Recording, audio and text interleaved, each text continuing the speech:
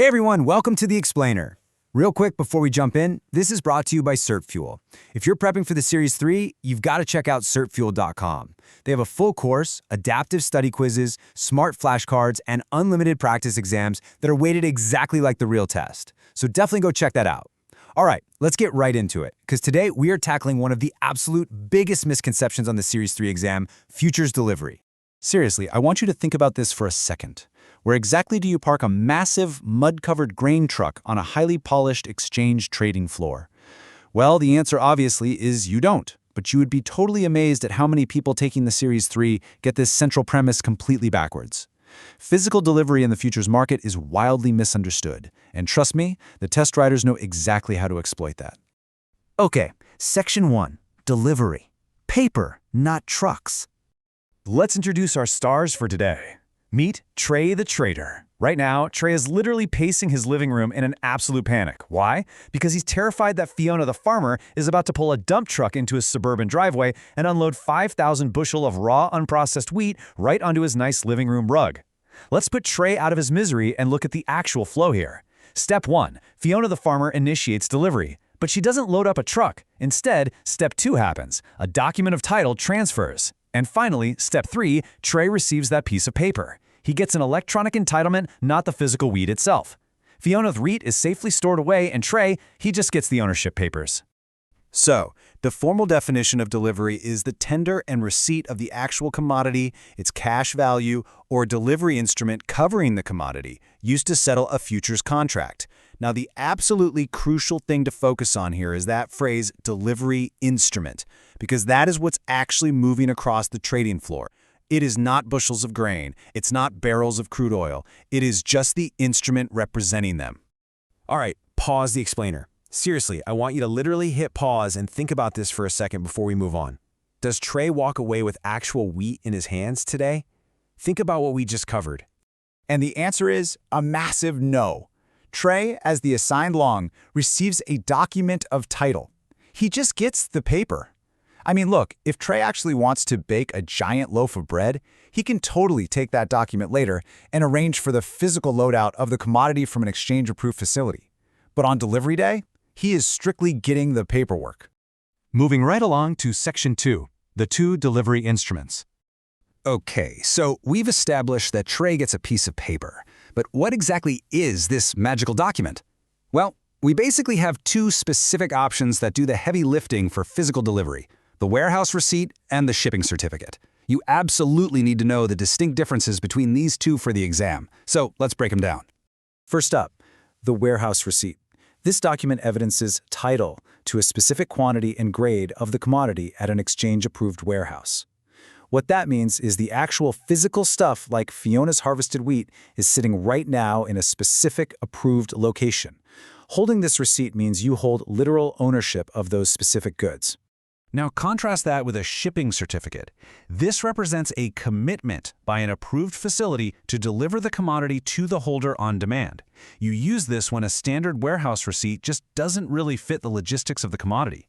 You can think of it more like a firm, legally binding IOU from the facility. They're promising to give it to you when you ask for it.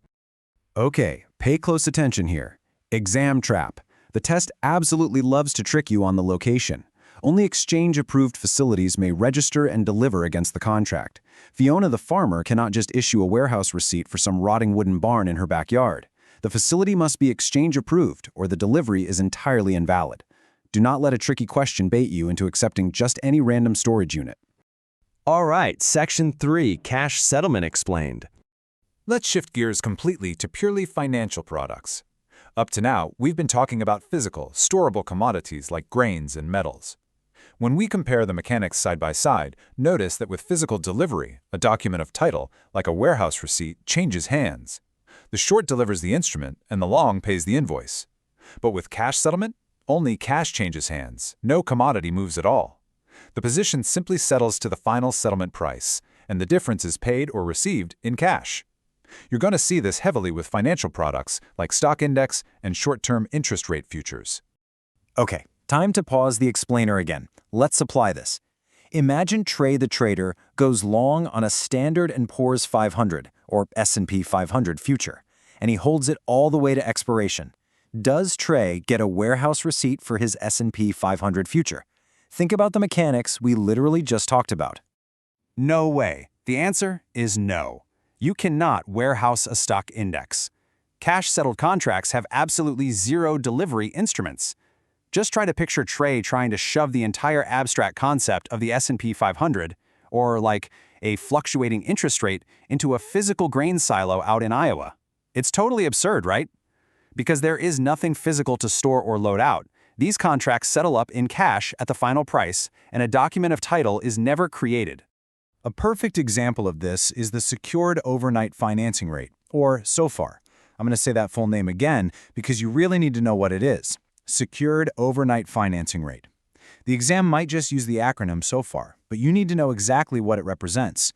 It's a classic example of a cash-settled short-term rate future. It settles to a final cash mark. There is zero physical delivery and absolutely zero warehouse receipts involved. The whole shebang is just cash.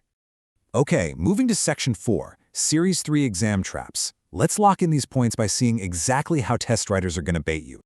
So, here are the two biggest takeaways to cement in your mind right now. First, physical delivery moves a document, like a warehouse receipt or a shipping certificate, not the actual commodity across the trading floor. Second, cash-settled contracts have no warehouse receipt whatsoever. You've got to keep Fiona's physical crops completely separate in your mind from Trey's cash-settled financial indexes. And here is the ultimate exam trap for this topic.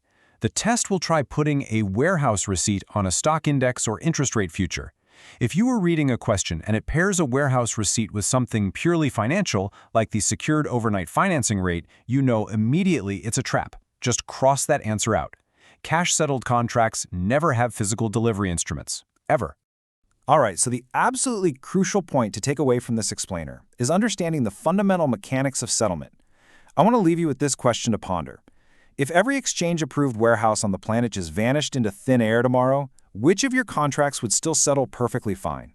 Well, if you immediately thought of your cash-settled contracts, like stock index or short-term rate futures, you are perfectly primed to totally crush this topic on the exam.